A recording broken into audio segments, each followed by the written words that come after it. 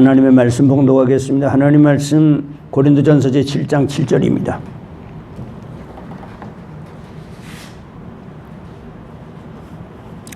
고린도전서 제7장 7절입니다. 다 찾으신 줄 알고 한 목소리로 같이 봉독하시겠습니다. 나는 모든 사람이 나와 같기를 원하노라. 그러나 각각 하나님께 받은 자기의 은사가 있으니 하나는 이러하고 하나는 저러하니라. 아멘. 지난 시간에 은사에 관한 것을 좀 못해가지고 이제 계속해서 좀 못한 부분을 보충하려고 하는데, 지난 시간에 저걸 했었지요. 그 능력 받는 기도 했었지요. 예, 어디까지 했습니까? 능력 받는 기도.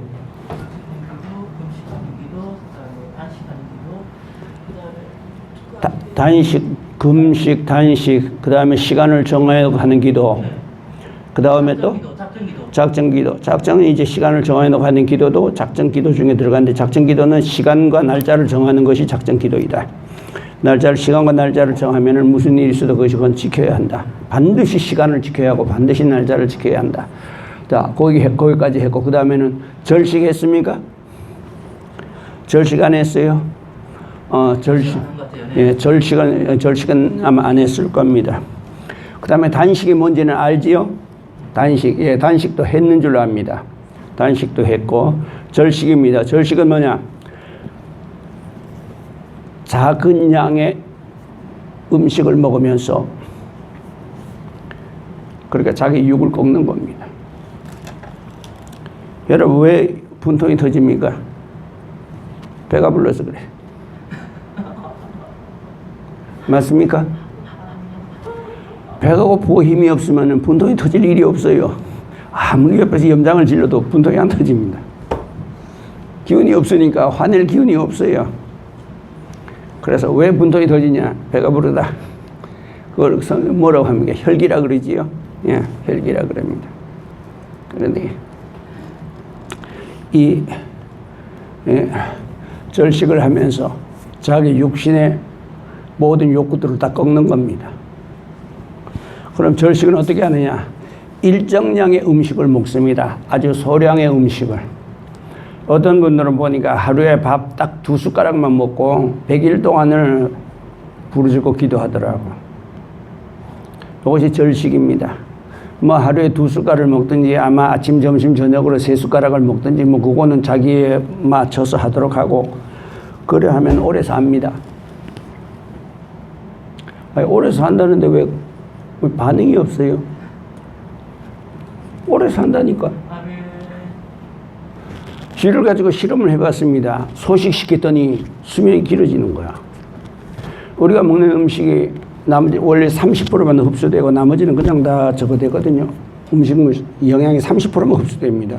흡수가 되는데 그 나머지가 우리가 이 몸으로 에너지로 쓰고 나머지는 지방으로 축적되고, 그 다음에 그 지방을 태울 때에 활성산소가 나오게 되고, 활성산소가 어디서 제일 많이 나오냐 하면 위에서 제일 많이 나옵니다. 활성산소가 나오게 되고, 그 활성산소는 우리의 세포를 공격하게 되고, 그건 독소가 돼가지고 우리 노화를 앞당기게 되는데, 소식을 하게 될 것 같으면은 정신도 맑아지고 그 다음에 혈기도 안 올라옵니다. 그저 어떤 분은 보니까 자기는 벌써 20년째를 하대요. 20년째 하루에 한 끼만 딱 먹어. 대학 교수들하고 보니까, 대학 교수인데 나와가지고 하는 말이 그렇게 말하대. 여러분 절대로 나 따라 하지 마세요. 하지 말라 그래 놓고 이야기를 하는 거야. 그럼 이야기를 하지 말아야지. 맞습니까? 아니, 나 따라 하지 말라 그러면서 이야기는 하는 거야. 제가 하루에 딱 한 끼만 먹는데. 그래도 건강하게 삶을 유지하고 있어. 그것이 절식이다. 내 육신이 꺾어져야 내 속에는 성령께서 살아 올라온다. 아멘? 육신이 죽어야 영이 삽니다. 그러니까 로마서 10장에 말씀하셨죠? 영으로서 육신의 행실을 죽이면 살리니 무릇 하나님의 영으로 인도함을 받는 그들이 곧 하나님의 자녀니라. 성령의 인도하심을 따라서 나의 육신의 것을 꺾을 때, 그걸 위해서 금식도 거기에 들어가고 단식도 거기에 들어가고 절식도 거기에 들어갑니다. 그러니까 절식 하고 싶은 분들은 하십시오. 그럼 내가 약을 좀 올려줄 테니까. 그래도 내한테는 안 내뱉을 테니까. 어디 갔더니만 부부간에, 목사님 내외가 부부간에 싸웠대 보니까. 목사님도 싸워요. 부부싸움 해요. 부부싸움하고 둘 다 등을 대고 앉았더라고 보니까. 가서 보니까 화가 나가지고. 그래, 뭐예요? 왜 그러냐 그러니까 여기 싸웠대.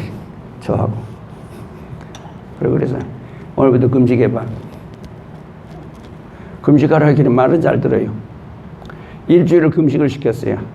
일주일을 금식시키고 나서 금식 끝나는 날 내가 갔었지. 가가지고 싸워. 했더니 안 싸우대. 귀찮대. 가래. 저리 가래. 힘이 없으니까 싸울 일이 없는 거야. 힘이 남아서 싸우는 거야. 부부싸움도 배가 부르니 부부싸움 하지. 배고프면 부부싸움도 못해. 맞는 것 같습니까? 우리의 신앙생활이라는 건 뭐냐면은, 거기가 골로새서 3장이었었던가 빌립보서 3장이었었던가 너희가 그리스도와 함께 살리심을 입었으면 위의 것을 찾으라. 거기는 그리스도께서 하나님 보좌 우편에 계시느니라. 위의 것을 생각하고 땅의 것을 생각지 말라. 저는 언제 시간에 내가 말씀 전한 게 최근에 말씀 전한 기억나지요? 안 나시는 분들은 다음에 집에 가서도 성경 읽다 보면 또 기억납니다. 기억나니까. 이 모든 것이 뭐냐? 나 육신의 소욕, 우리의 속에는 혈기도 있고 온갖 종류의 욕망들이 다 있습니다. 그 욕망들인데 이 절식이다, 단식이다, 그 다음에 금식이다, 이 모든 것이 뭐냐? 나 육신의 것을 꺾는 거다. 육신의 욕망들을 다 꺾는 것이다. 그럴 때에 하나님의 영이 살아오른다. 자, 됐지요?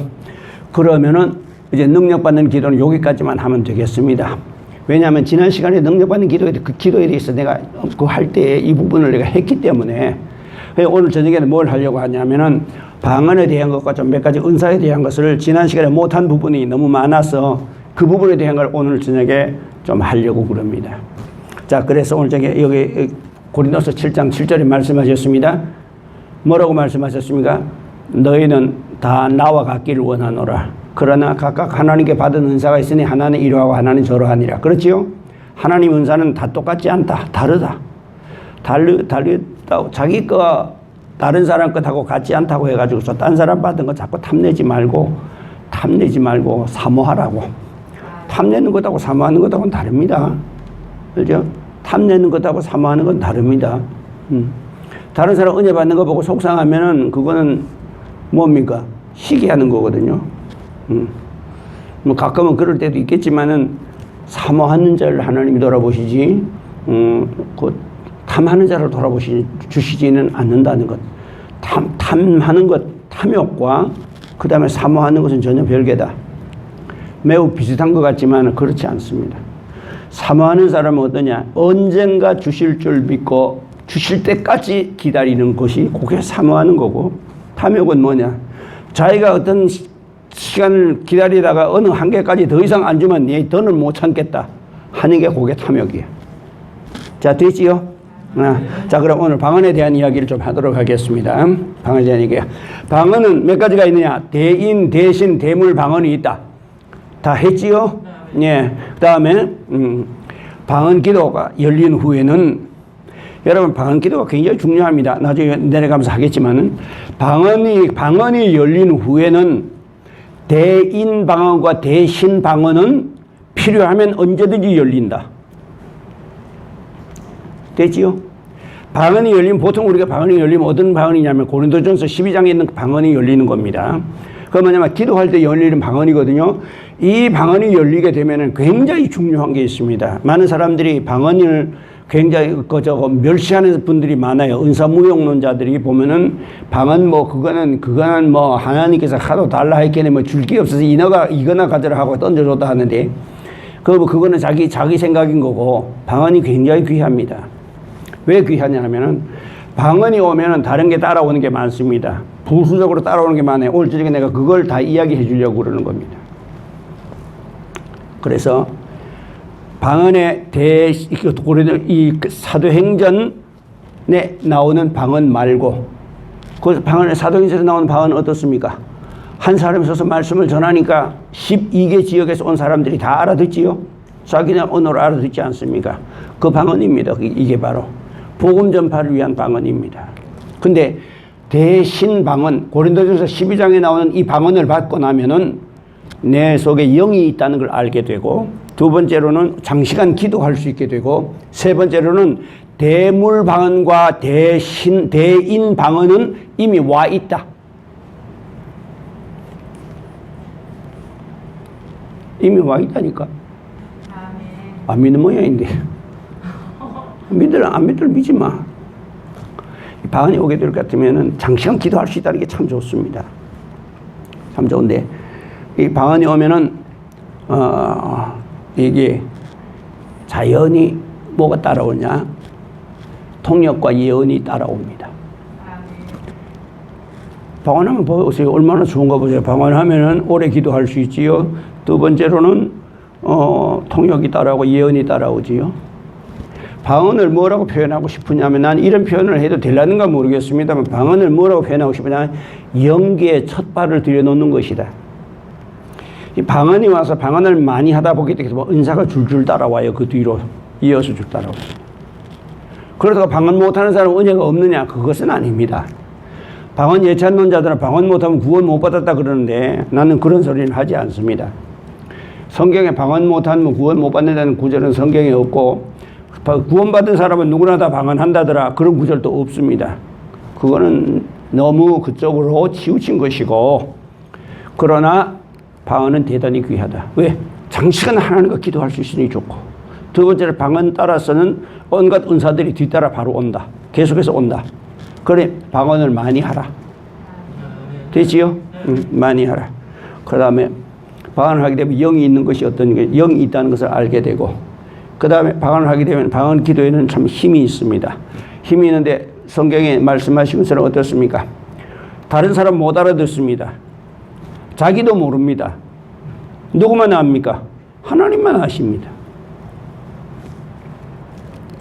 하나님만 아십니다. 그러나 방언 통역이 오게 될 것 같으면 자기 방언을 통역해서 들을 수가 있습니다. 그리고 방언 통역이 오면은 좀 더 깊은 단계에 가게 될 것 같으면 다른 사람의 방언도 필요하면 통역할 수 있습니다. 통역에 몇 가지가 있다고 그랬죠? 세 가지가 있다고 그랬죠? 통역의 세 가지. 기억납니까? 언제 그런 소리 했느냐? 지금 또 들어보면 또 기억이 나요.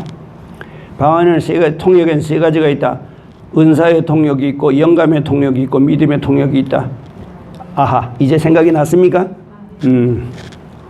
그 영감의 통역이란 뭐냐? 방언을 하는 걸 딱 들으면요, 내 마음에 감동이 연습도 올라옵니다.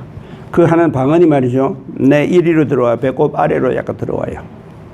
들어오면서 감동이 올라오면서 그것이 통역이 돼 나옵니다. 그런 은사도 있습니다. 통역이 오면 반드시 그렇게 오는 것은 아닙니다. 그렇게도 올 수 있다. 이것이 영감의 통역이다. 다른 사람이 방언하는 걸 딱 들으면은 그 방언이 내 귀에 들어오면서 그것이 감동이 오면서 무슨 말인지 알아듣게 되는 겁니다. 이것이 영감의 통역이다. 은사의 통역은 어떠냐? 은사의 통역은 말하는 즉시 그 말이 바로 우리가 알아들을 수 있는 언어로 바로 그 자리에서 앞에 여러분 워드 칠 때 보면 워드 치면은 앞에 컴퓨터에 글자가 나오지요? 그렇게 나옵니다. 그렇게 되면 이 은사를 받고 나면은 이 은사 받고 나면 다른 사람이 방언하는 걸 딱 통역하려고 딱 넣게 될 것 같으면 바로 앞에 화면이 나타나면서 착착착착 글씨가 쓰여지면서 나갑니다. 그래서 방언 통역은 어떤 경우에냐면은 방언 통역이 여기 될 것 같으면은 말하자면은 제일 정확한 방언 통역이 바로 이 은사의 통역이다. 영감의 통역도 굉장히 은혜스럽습니다. 굉장히 은혜스러워요. 방언 통역이 내가 이거 몇 번 해줬지요. 몇 번 했습니다. 방언 통역 하는 거 어떻습니까? 은혜가 막 내리붙잖아요. 뭐 물론 다른 것도 은혜를 막 쏟아붓습니다만은 그 시간에는 또 방언을 하는 것하고 방언 통역하는 것하고 또 다르거든요. 그렇습니다. 자, 그래서 방언기도 많이 하라. 그러면 통역과 예언이 따라온다. 어떤 사람은 초신자인데 와서 기도를 하고 다른 사람이 기도하는데 기도하는 사람들 뭐 방언하는 사람도 있고 방언 안 하는 사람도 있고 한데 이 사람의 귀에는 전부 방언으로 들리는 거야. 무슨 소리 하는지 한마디도 못 알아듣겠는 거야. 그렇게 들리는 경우도 있습니다. 다른 사람이 자기가 알아들을 수 있는 그 모국어지. 그러니까 자기가 사용한 언어로서 사용해서 기도를 하는데 이 사람 귀에는 그 소리가 무슨 소리인지 한마디도 못 알아듣겠는 거야. 하나님께서 그 귀를 막아버린 거야. 이런 경우도 있더라. 참고하시기 바랍니다. 그 다음에 방언 많이 하십시오. 방언이 영계 임무과 같다.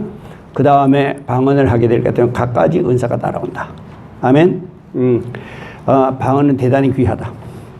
고린도서 15장 4절 5절입니다.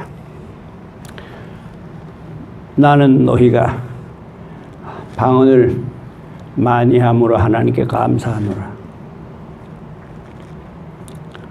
예, 14장 18절, 고린도서 14장 18절에도 그런 말씀이 나옵니다. 대단히 귀하다. 그러나 방언은 만사형통은 아니다. 어떤 사람들 방언을 하면 귀신이 물러간다 그런 소리를 합니다. 물론 방언 기도에 귀신이 물러가긴 합니다만은 그것은 방언 기도를 해서 물러가는 것이 아니고 예수의 이름으로 떠나는 것이지, 방언 기도로서 귀신이 물러간다, 그거는 조금 그쪽으로 너무 치우친 것이다. 자, 됐지요? 그 다음에 방언 못하는 사람은, 방언하는 사람들 중에 방언 못하는 사람은 은혜도 없는 줄 압니다. 방언 못해도 갖가지 은사 다 받을 수 있다. 됐지요? 그래, 방언 못한 벙어리들 여기 있습니까? 없지요? 방언 못하는 벙어리는 없으면 됐습니다. 방언 못하는 사람은 은혜도 못 받는 줄 아는데 방언 못하는 사람도 은혜 받을 수 있다, 얼마든지. 그러나 방언을 하게 될 것 때문에 그들보다가 훨씬 더 쉽게 빨리 받을 수가 있고 많이 받을 수가 있다. 그래서 방언 기도 많이 하라는 겁니다. 그러나 방언 기도만 계속해서 널널거리고 하지 마시고 방언 기도를 어느 정도 했으면은 그 다음에는 자신이 알아들을 수 있는 말로 기도해야지요. 그렇지 않으려고들 하나님 앞에 구해요. 통역을 구하라고. 방언 기도만 하면 통역 옵니다. 통역하면 자기가 방언하면서 자기가 무슨 기도하고 있는지 알고 있습니다. 통역에 대해서는 이따 다시 하도록 하겠습니다. 방언을 하면은 장시간 기도할 수 있고 갖가지 은사가 쉽게 따라온다. 그러나 고린도서 15장 14절입니다. 그러나 마음의 열매는 없다. 내가 무슨 기도를 했는지 모른다.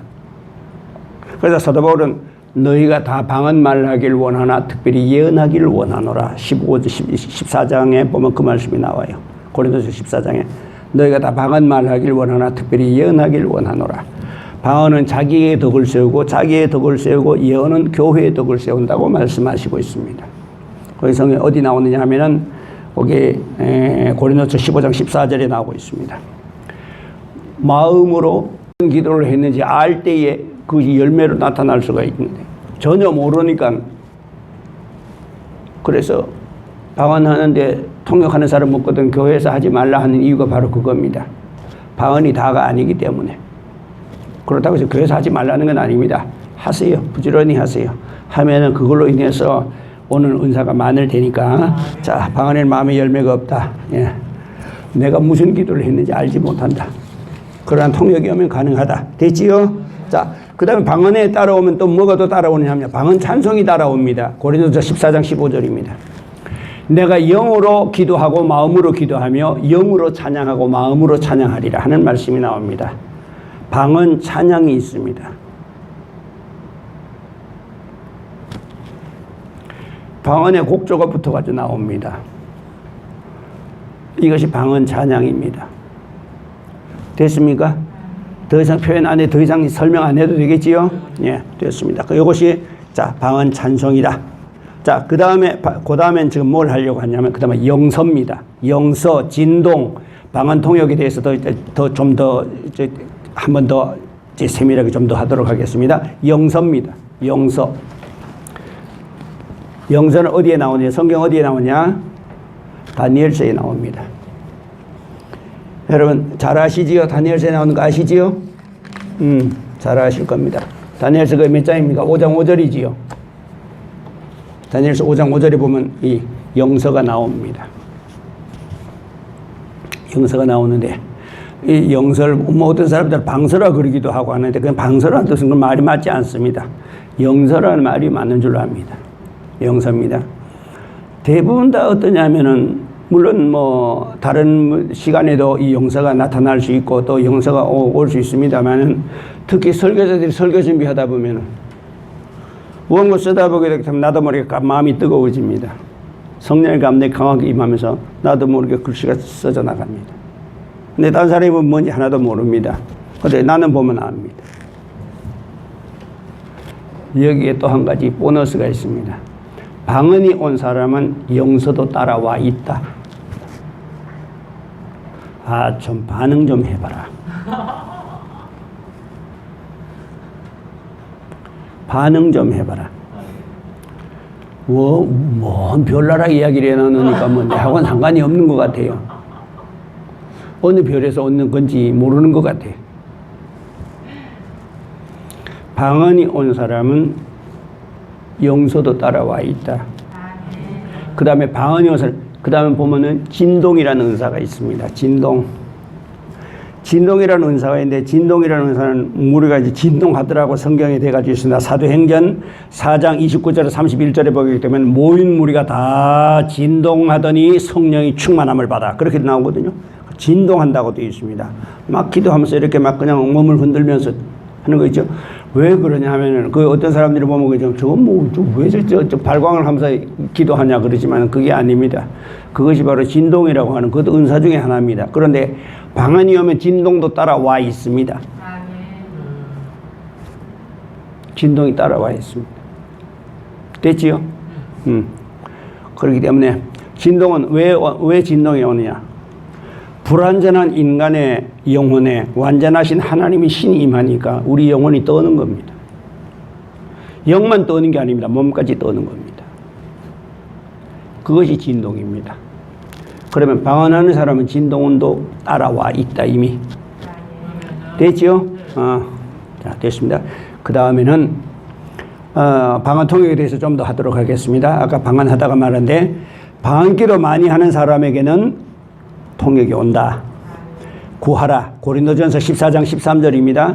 방언을 하는 사람은 통역하기를 구할지니 기도할지니 구하라고 말씀하셨습니다. 통역을 구하시길 바랍니다. 그럼 이 통역 안에서 뭐가 나오느냐? 방언을 하면서 방언 통역을 하면서 뭐가 나오느냐 하면 내가 지난 시간에 조금 했기 때문에 여기서 조금 세밀하게 하겠습니다. 이 방언을 통역해 보게 되면은 성령님의 위로가 나옵니다. 사랑하는 딸아 내가 너를 어떻게 사랑하고 너를 어떻게 인도하리라는 성령의 인도하심, 성령의 감동과 위로가 내려옵니다. 두 번째로는 그 사람이 하나님 앞에 무슨 기도를 하는지 알 수가 있습니다. 그걸 통해서 보게 되면은 자기만이 아는 자기 마음속에 있는 숨은 그 하나님께 구하는 기도를 방언 통역하는 사람은 그것을 바로 알아듣고 통역을 해낼 수 있습니다. 그럼 자기는 모르고 방언을 했는데 그 방언하는 사람이 보면 뭔 방언 이래 랄랄라 투투투 하고 마느냐 이게 무슨 말이냐 그러지 맞습니다. 그게 무슨 말인지 싶습니다만 여러분 잘 들어보십시오. 중국어 못하는 사람 귀에는 중국어가 어떻게 들립니까? 그러면은 영어 못하는 사람 귀에 영어가 어떻게 들립니까? 쇼알라 쇼알라 쇼알라. 중국어 숭아라 숭아라 숭아라.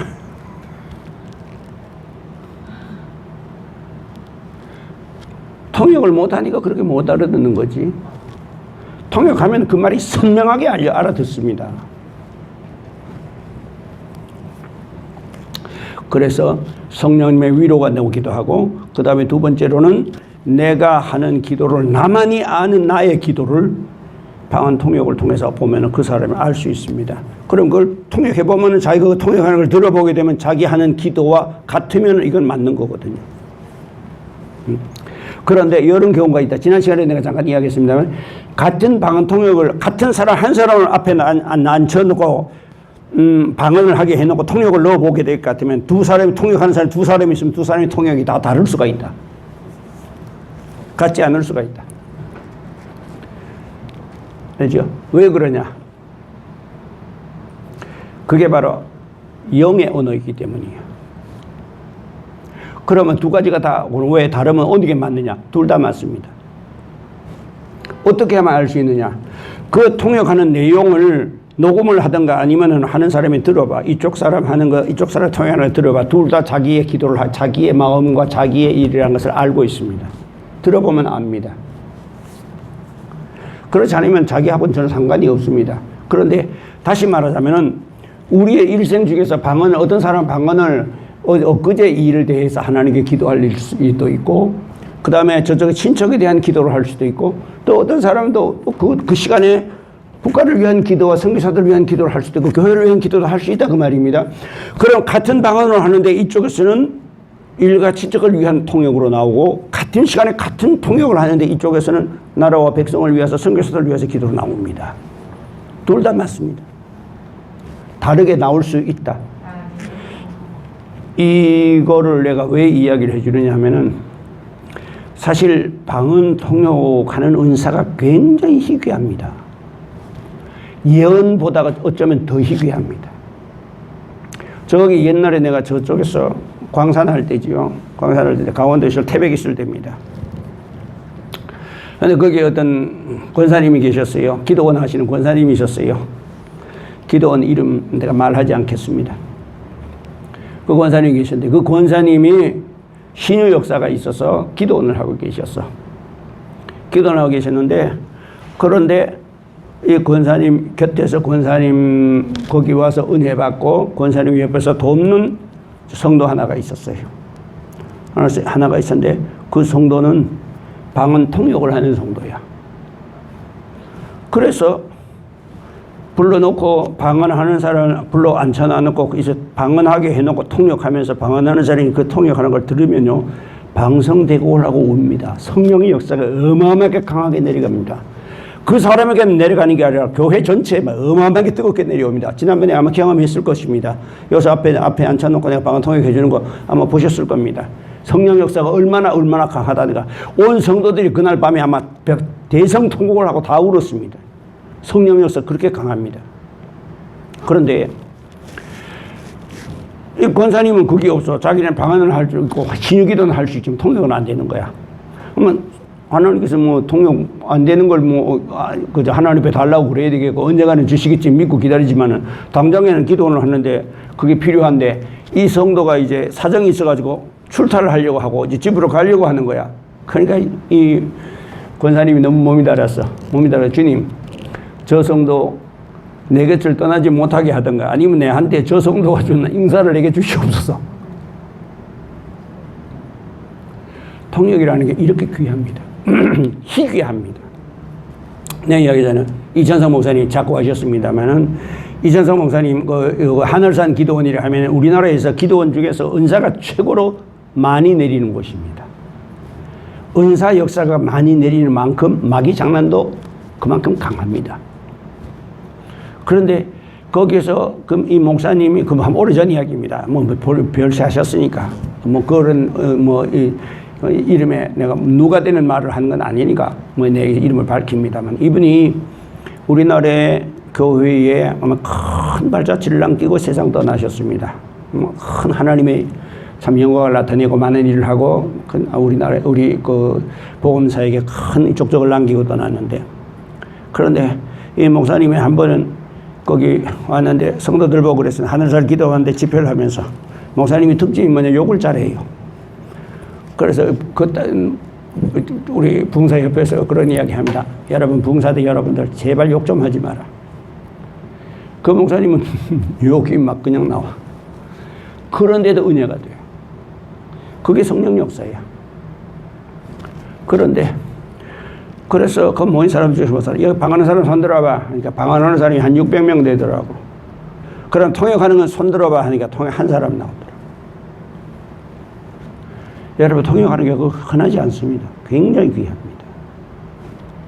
우리 교회는 통역하는 사람, 필요하다면 통역하는 사람 얼마든지 그 자리에서 바로 내가 열 수가 있기 때문에, 그러고 방언을 내가 직접 통역할 수도 있고, 그 다음에 필요하면은 그 자리에서 방언 통역을 열 수도 있기 때문에, 필요하다면 얼마든지 숫자를 늘릴 수도 있고 줄일 수도 있고 마음대로 할 수 있습니다. 여러분, 은사 역사가 이렇게 여기는 강하게 내리고 다양하게 내리는 곳이야.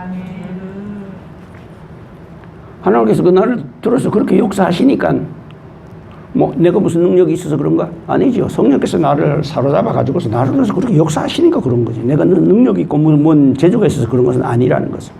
그래서 방언 통역은 이런 것이 있다. 방언기도 많이 하면 온다. 됐지요? 성령의 위로가 오고 그 다음에 죄의 회개도 이 속에서 나옵니다.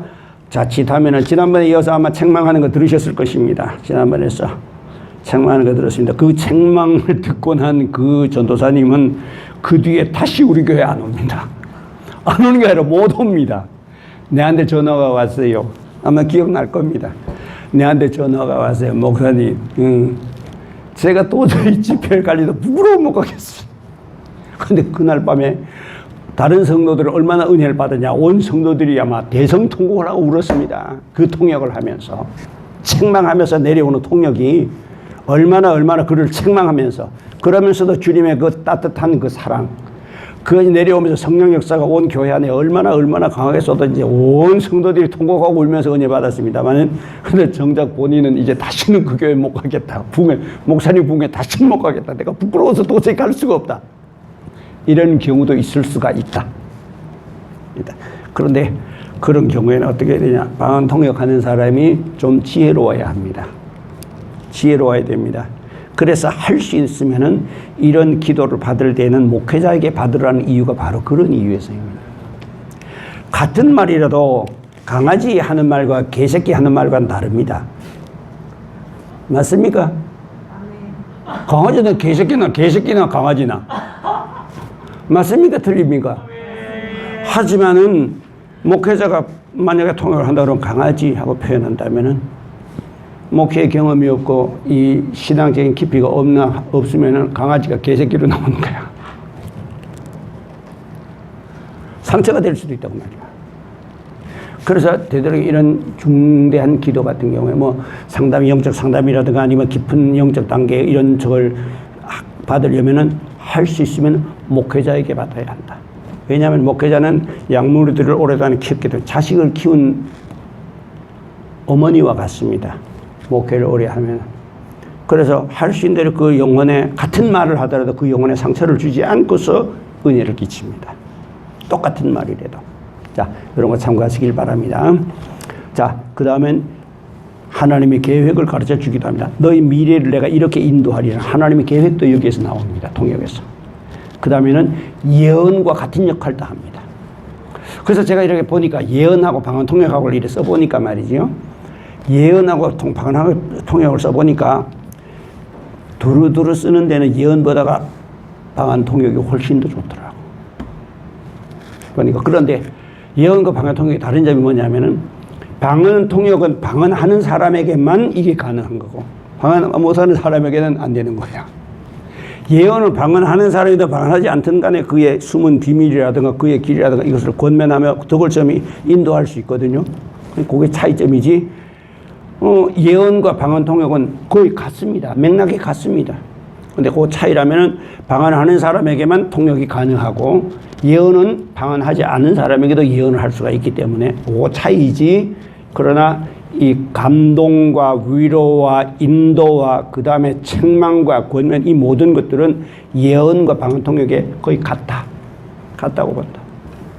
그런데 그것도 해보니까 그렇대요. 예언보다가 방언 통역이 더 강할 때가 있대요. 성령차 더 강할 때가 있더라고. 어떨 때는 제가 기도해 주다가 갑자기 예언 같은 걸 해주지요. 성령 위로회 같은 거 해주지요. 해줄 때 다른 사람들은 모르지만 받는 사람은 압니다. 그 기도 받으려고 턱 이렇게 손 더 올리기만 하면 전 몸에 손 안 대잖아요. 사람들 몸에 손 안 대잖아요. 머리 위에도 손 이래 갖다 올려놓으면 찬양이 내려옵니다. 그럼 찬양 내려오면 그 찬양 내려오는 찬양 가지고 그냥 찬송만 불러줘도 본인은 은혜 받는 거야. 왜? 그 찬양이 자기의 현재의 형편이거든. 그리고 자기를 인도하는 음성이거든. 어떤 데는 보면 내가 기도해 줄 때 보면 그러잖아요. 기도해 주기 전에 뭐 찬송 한 장 부르고 내가 기도해 주잖아요. 그 왜 그러느냐? 그 찬송이 그의 삶이 있고 그의 영혼의 위로가 되고 있어. 전에 어떤 성도 하나입니다. 예수 믿은 지 얼마 안 됐어요. 얼마 안 됐는데 참 어디를 좋아했냐면 시편 23편을 엄청 좋아했습니다. 시편 23편은 사실상 신불신 간의 사랑을 받는 시입니다. 여호와는 나의 목자시니 내게 부족함이 없으리라. 그가 나를 푸른 저장에 누이시며. 이 참 시편 23편 내가 아마 시편 23편도 내가 아마 내가 아마 썼을 거야. 아마 써놓은 게 있지. 시편 23편도 내가 아마 붓글씨로 써놓은 게 있을 겁니다. 써놓은 게 있는데 그래. 그래서 그 이제 예수 믿은 지 얼마 안 됐어요. 오랫동안 불교에 빠져 있다가 그러지 하나님 은혜로 나와가지고서 이제 회개하고 복음 받아들이고 이제 예수 믿게 된, 우리 교회에서 예수 믿게 된 성도야. 그래서 갖다 대더니 찬양이 내려, 내 뭐가 내려? 여호와는 나의 목자시니 찬양이 내려오는 거야. 갖다 대자마자. 그래서 불러줬어요. 여호와는 나의 목자시니 내게 부족함이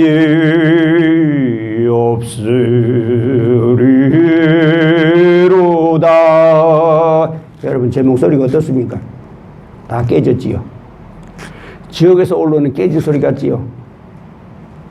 좀 반응이 좀 있어라. 반응이 좀 있어라. 이 목소리로 그렇게 찬양을 부르는데 이 성도의 귀에는 뭐냐? 천사의 소리가 들리는 거예요. 자기는 평생 그런 아름다운 노래를 들어본 일이 없다는 거예요. 그 목소리가 사람의 소리 들리지가 않아요. 천사의 소리 들리는 거예요. 이게 성령의 위로입니다. 어떤 때 내가 성경 가지고 성령이 기도해 줄 때가 어떤 때 보면 문제가 있던가 어떻게 뭐 무슨 일이든 하면 어떤 때 내가 위로해 주잖아요. 그건 내가 하는 게 아니거든요. 그리고 그 들어보게 되겠다면 자기를 위한 주님의 계획과 성령의 역사가 거기서 함께 내려오면서 그 마음에 감동과 회개를 열매를 맺게 만들지요. 자, 그렇습니다. 그래서 예언과 같은 역할을 하게 된다. 그래서 방언통역은 그건 나의 개인적인 입장입니다. 입장으로는 성령의 역사, 은혜의 역사 끼치는 데는 예언도 귀하지만은 방언통역이 참 좋을 때가 많더라. 됐지요? 됐습니다. 자, 그 다음에 예언에 관한 이야기를 내가 조금 해야 될 것 같습니다. 예언은 교회의 덕을 세운다고 15장 4절에 고린도전서 15장 4절에 말씀하셨습니다. 예언은 교회의 덕을 세운다. 방언은 자기에게 덕을 세우고 예언은 교회의 덕을 세운다. 왜 그러냐? 예언을 하게 되면은 그 상대방의 조금 전에 이야기했던 것처럼 그 마음의 상태를 읽어낼 수 있고 그가 감춰놓은 비밀을 읽어낼 수가 있고 하나님께서 그를 위해서 계획해 놓은 축복이라든가 계획해 놓은 길을 거기에서 읽어낼 수 있는 비밀을 알게 됩니다. 하나님의 비밀이 나타나는 것은 지혜와 지식의 말씀의 은사에서 나타나지만은 하나님의 계시가 이것이 계시의 통의 은사지만은 그러나 예언의 은사 속에서도 이것이 나옵니다. 하나님의 계획이 나옵니다. 내가 너를 앞으로 이렇게 인도하리라. 내가 옛날에 기도원에서 집회할 때에 그때 내가 이제 기도원을 그때 저 집회하면서 저거 할 때 그때 이제 그때 우리 기도원에서 초청해가지고서 부흥한 목사님이 한 분 계셨습니다. 아마 지금 그 목사님 살아 계신지 모르겠어요. 뭐 그 워낙 연세가 많으셨으니까 내보다 나이가 한 10년 이상 맞으시니까 지금 아마 살아 계시다 아마 80 중반쯤 됐겠지요. 근데 여름에 그래 나보고 우리 전사님 이리 오세요. 그래서 내가 그걸 갔더니만 앉혀놓고 나보고 하는 말이 그럴까? 전사님에게 신유의 능력이 와 있습니다. 알고 있습니까? 그래서 내가 아무 말도 안 했어. 아니 내가 그런 은사가 있기 때문에 기도원에 가서 집회를 하고 그러지 은사 없이 기도원 집회할 수 있습니까? 못하지요. 목회 현장에서는 하나님 말씀하고 목양하는 데 필요하지만은 그러나 기도원 같은 데서는 뭐 신구약 성경 66권이고 이런 소리 해가지고 그냥 그 소리 들으러 온 건 아니거든. 영혼을 짊어지고 있는 무거운 짐 이런 예리한 지혜의 말씀이 있어야 되거든요. 나보고 신유의 능력 알고 있냐 그러니까 예, 아무 말도 안 했어.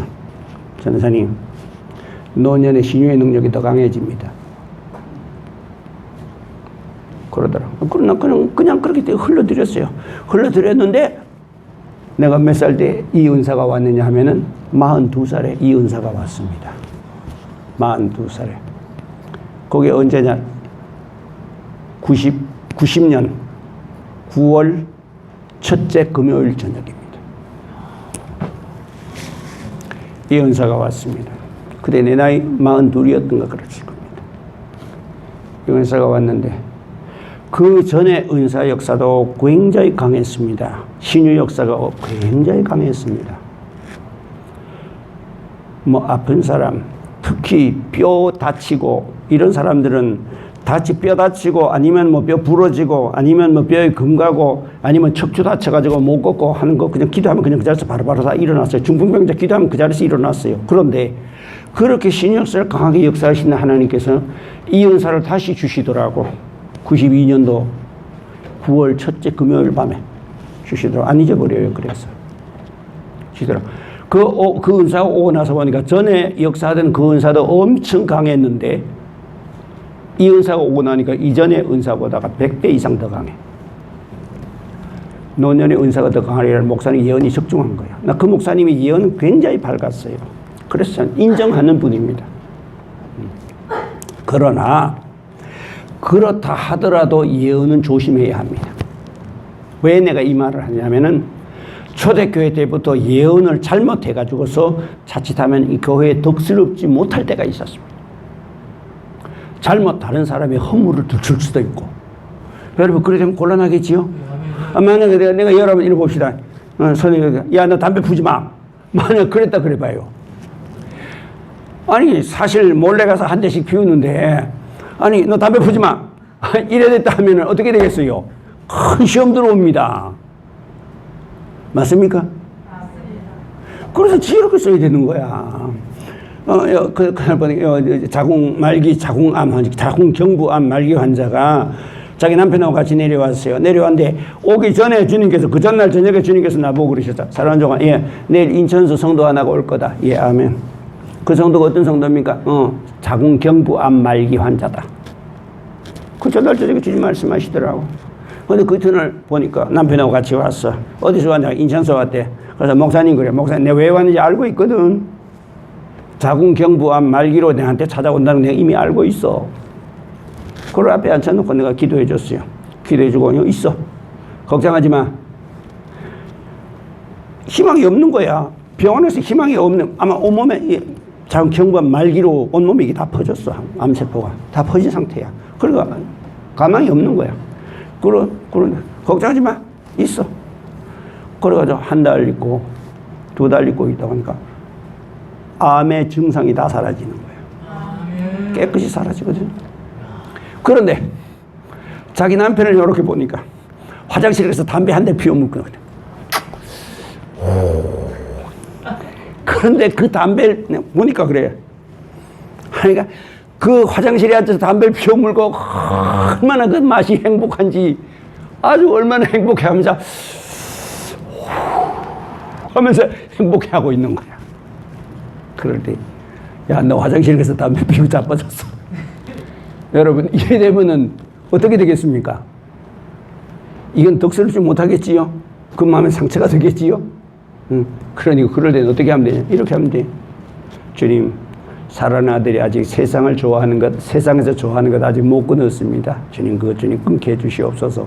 그럼 다른 사람 못 알아듣지만 지는 알아듣는 거야. 이해가 됩니까, 이제? 그렇게 지혜롭게 써야 되는 거예요. 어떤 성도 이런 경우도 있었어요.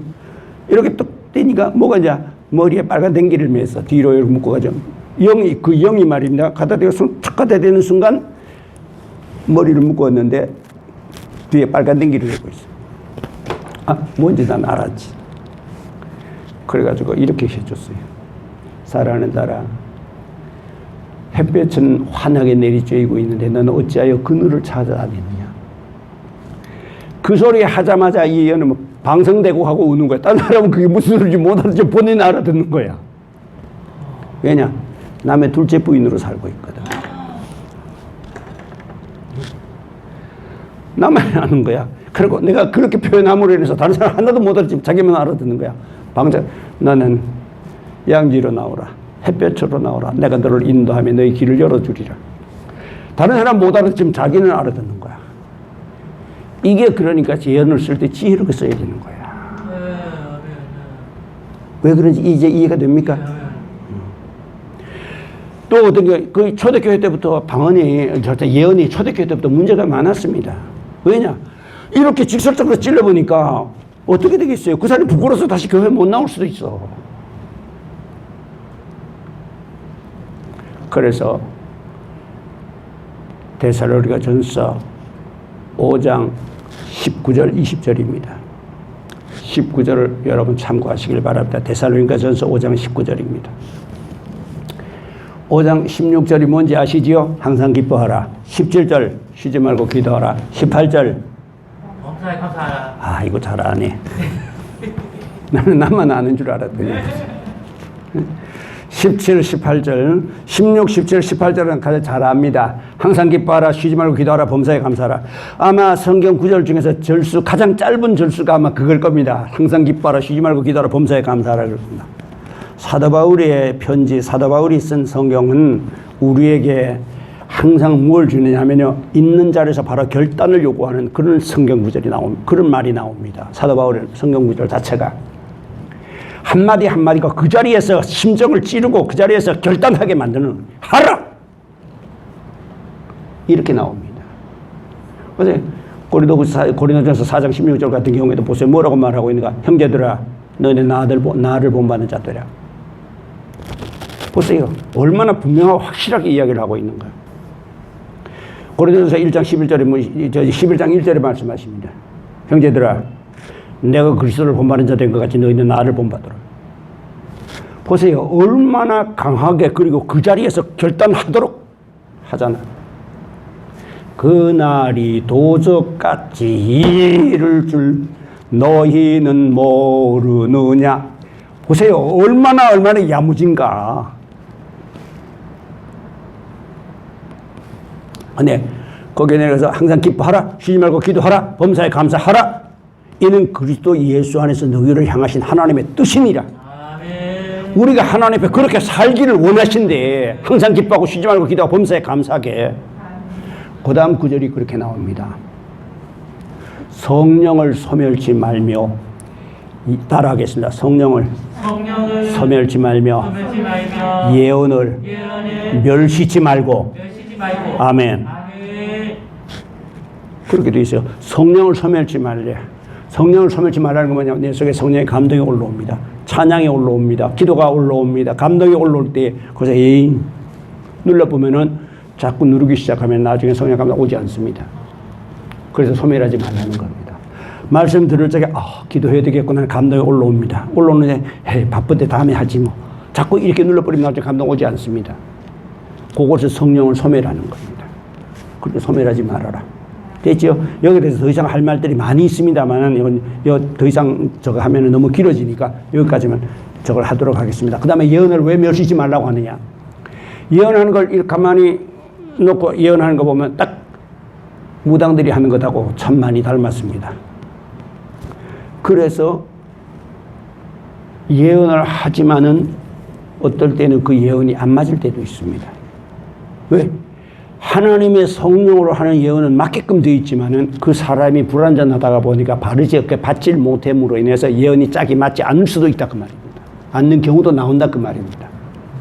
이제 무슨 말인지 이해가 되지요?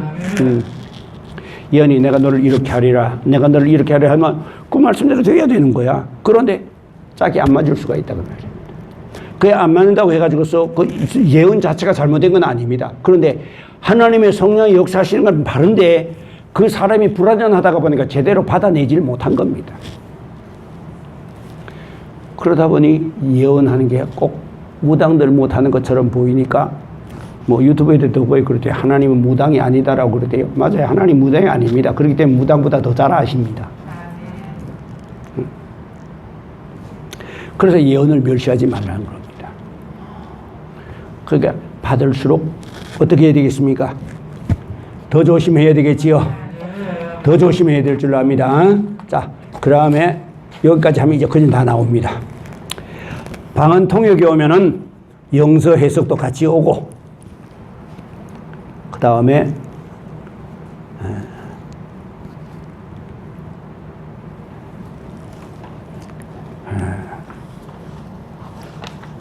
방언이 오고 나서 방언 통역이 오고 나면은 방언이 오면은 진동도 따라오고 영서도 따라온다. 이건 다 했지요? 예. 그럼 이제 마무리 짓겠습니다. 마무리 지어서 여러분 이런 은사 많이 받길 원합니까? 여러분 은사는 도구라고 그랬지요? 밭에 일하러 가는 사람이 도구가 좋으면 일을 엄청 많이 할 수 있습니다. 홈이 가지고 나가든가 괜히 가지고 나가든가 소몰고 나가가지고는 한나절 하고 며칠씩 하지만은 그러나 트랙터 끌고 나갔다 하면은 단 몇 시간만이면은 한두 시간만이면 그 사람들 한 달 할 일을 한두 시간만이면 해치웁니다. 이게 은사야. 도구야. 도구가 좋으면 일을 그만큼 많이 할 수 있습니다. 그러므로 은사를 많이 받을수록 좋다. 아멘. 사모하라. 그런데 은사 많이 받기 원하거든 어떻게 기도하면 되느냐? 능력 받는 기도하는 기도와 똑같습니다. 그거 참고하시기 바랍니다. 자, 됐지요? 여기서 맞춰야 될 것 같습니다. 자, 특별히 질문이 있습니까? 이야기하다가 질문이 아마 없을 겁니다. 왜냐하면 전부 처음 듣는 소리이기 때문에. 당초에 그런 게 어디 있었나? 예.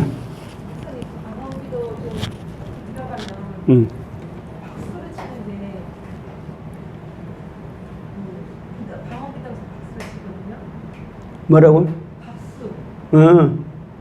근데 그 박수를 칠 때 잘 저도 몰라요, 치는데요. 괜찮아. 어디 일등이 진동하고 같거든. 진동하고 같아. 어떨 때는 뭐 그렇게 박수를 치다 보면요, 자기도 모르게 자기 몸에 자기 손이 막 커집니다. 커지기도 합니다. 자, 여기까지만 하면은 아마 커진다. 내가 아마 은사에 관해서는 웬만큼 설명을 한 것 같습니다. 그러므로 여러분 방언 많이 하시기 바랍니다. 그리고 은사 많이 받으시기 바랍니다. 그리고 여러분 봉사 많이 하시기 바랍니다. 은사 많이 받으면 봉사할 수 있게 돼 있거든. 신의 능력 와보십시오. 아픈 사람 왜 기도해 줄 수 있잖아. 그렇지요? 그렇기 때문에 언제든지 이 은사가 오게 되기 때문에 이것은 절제하면서 써야 된다. 감동 온다고 함부로 막 쓰는 게 아니다.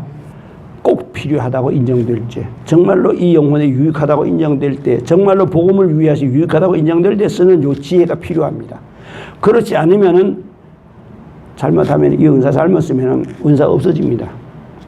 전번에 어떤 목사님 한 분 있었습니다. 여러분들은 모를 겁니다. 모릅니다만 집회 때 그 목사님 한 분 오셨었는데, 여자 목사님 한 분 오셨었는데 내가 그 목사님을 천호동 모 교회에서 집회할 적에, 붕회할 적에 저걸 해줬습니다. 어제 기도해 줘서 영안을 열어줬습니다. 영안이 열렸어. 영안이 열리고 나니까 영안이 일단 열리면은 뭐가 막 동시에 따라오느냐 하면은 영안이 열리면 투시가 따라오지요. 여기서 영안이 열리면 그렇게 됩니다. 다른 데서 영안이 열리면은 그냥 뭐 이제 심령을 본다라든가 뭐 이런 게 오지만은 여기서 만약에 기도해서 영안이 영안이 열리는 순간, 그 열리는 순간 뭐가 따라오냐면 통역 따라오고, 그 다음에 투시 따라오고, 그 다음에 진찰 따라오고, 다 따라옵니다, 이게. 그러니까 어마어마한 하나님의 역사가 내려오는 겁니다. 기도해줬더니 다 내려왔어. 내려와서 다루다니면서 신나게 썼어. 신나게 쓰고 다녔어. 쓰고 다니는데, 내보고 와서 한 번에 나보고 와서 그러더라. 목사님, 기도 좀 해주세요. 그래서 내가 보니까 기도해 줄 자세가, 기도 받을 자세가 전혀 안 돼 있어. 보니까. 그래서 내가 기도 안 해줬어. 그때는 갔어. 그러다 한 6, 7년 지난 다음에 또 왔어. 목사님, 봉투에다가 헌금 한 입 넣어가지고 앞에다 놓고 목사님 기도해 주세요. 무슨 기도를 해줘? 영안 열리기 위해 기도해 주세요. 지난번에 열어줬잖아. 다쳤어요. 그래서 열어주세요. 지금 안 된다. 나는 영안 열어주는 사람이 아니다. 복음 전하는 사람이, 난 영안 열어주는 사람이 아니다.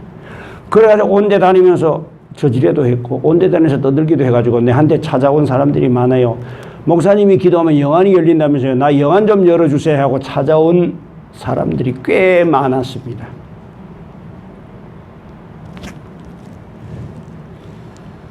이게 무지해서 그런 겁니다. 하나님의 은사는 귀합니다.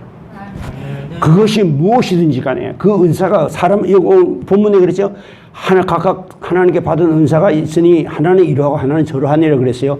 여러 종류의 은사가 있습니다만 그 은사 모두가 다 소중합니다. 왜? 주님이 주셨기 때문에. 그 속에는 뭐가 흐르고 있습니까? 주님의 보혈이 흐르고 있어. 주님의 피값으로 그 하늘의 문이 열리고 이 땅에 왔거든. 이리 왔거든. 그러므로 귀하다. 그렇기 때문에 이것을 쓸 때는 항상 어떻게 써야 돼? 복음으로 유익한가? 이 사람에게 덕을 세우는가? 교회에 유익한가? 이것을 항상 생각해야 된다. 되지요? 여기다 한 가지만 더 붙이고 끝내겠습니다. 특별히 신유의 능력이 오게 되면 여러분들 뭐가 따라오느냐 하면은, 신유의 능력이 오면은 자기도 모르게 물질의 욕심이 따라옵니다. 여러분, 이거 물질의 욕심 따라오면 안 됩니다. 이 물질의 욕심이 따라와서 물질의 욕심 따라가다가는 여러분 그 신유의 능력이 변해가지고 뭘로 바뀌어버리냐? 다른 걸로 바뀌어버립니다. 되죠? 뭘로 바뀌는지는 말 안 해도 됩니다. 됐습니다. 예. 제가 몸이 안 좋은 상태에서요. 응. 아이가 너무 많이 아픈 거예요. 음. 목사님 이제 계시진 않으셨고요. 그래가지고 어쩔 수 없이 제가 이제 기도를 했었거든요. 근데 아이는 회복이 되는데 제가 이제 그렇지. 그래 돼요. 그럴 때는 어떻게 그러니까 기도해 줄 때 내 체력이 받쳐줘야 돼. 아무리 능력 강하게 받은 사람이라도 자기 몸이 약해 있던가 병약해 있던가 쇠약해 있는 상태에서는 다른 사람을 기도해 주는 것이 아니다. 알겠지요? 그러니까 다른 사람을 기도해 줄 때는 어떤 경우냐면은 그럴 때는 자기 몸이 건강할 때 해줘야 됩니다. 아무리 능력 받은 사람이라도 자기 몸이 병약해 있던가 쇠약해 있는 상태에서는 해주면 안 됩니다. 그리고 물론 가족이니까 자식이고 가족이면은 안수해주고 기도해줘도 상관은 없습니다만은 그러나 자기 몸에 이상이 있거든 손대지 말고 기도해 주세요. 아니 손 안 대고 기도해 주면은 체력이 떨어져도 쉽게 회복이 됩니다. 회복이 됩니다. 아이가 너무 많이 아프니까 이제 그럴 때는 예배를 드리고 기도해 주세요. 그러면 내 체력 소모가 덜 됩니다. 체력 소모가 덜 되고 역사는 강하게 나갑니다. 네. 되죠? 자, 그러면 아마 설명이 충분할 줄 압니다.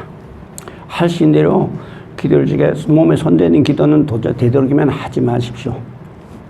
안 하는 것이 더 덕스럽습니다. 자, 됐습니다. 그럼 여기까지 하면은 거진 다 아마 이야기가 다 된 것 같습니다. 여러분, 이제 지금까지 인도하신 하나님께 감사하고 또 이렇게 하나님께서 이렇게 이 말씀을 전할 수 있도록 기회를 주신 것도 감사하고 하여튼 하나님께서 이렇게 역사해 주셨으니까 또 이를 통해서 또 열매가 맺으실 것을 믿습니다. 이 유튜브를 보는 모든 분들 위에도 이와 같은 하나님의 역사 다 받아가지고서 마지막 때 귀하고 아름답게 쓰기를 바랍니다. 그리고 코로나19 너무 무서워하지 마십시오. 하나님의 백성, 능력받은 하나님의 백성, 환경을 이기고 남습니다. 이번 주일 아마 설교 제목이 그렇게 나갈 겁니다. 환경을 이기는 믿음. 아마 그런 설교가 나갈 겁니다. 환경이 어떤 환경이 온다 하더라도 불 가운데 갈지라도 불이 너를 사르지 못하면 물 가운데 들어갈지라도 물이 너를 침몰치 못하리라 하시는 하나님의 약속의 말씀이 있습니다. 누구? 하나님의 은혜와 하나님의 사랑을 입은 자들이. 그렇다면 여러분 시작에 코로나 가지고 무서워해서는 안 되지요. 그렇다고 방역 안 하고 마음대로 하라는 건 아닙니다. 방역은 지켜야 합니다. 누구를 위해서입니까? 나를 위해서 보라기보다 다른 사람을 위해서 지켜야 됩니다. 그것이 덕입니다. 덕을 세우는 겁니다. 자, 됐습니다. 여기까지 하겠습니다. 기도하겠습니다. 거룩하신 아버지 하나님 감사합니다. 이로써 휴고 준비 끝을 거진 다 마무리가 된 줄 압니다.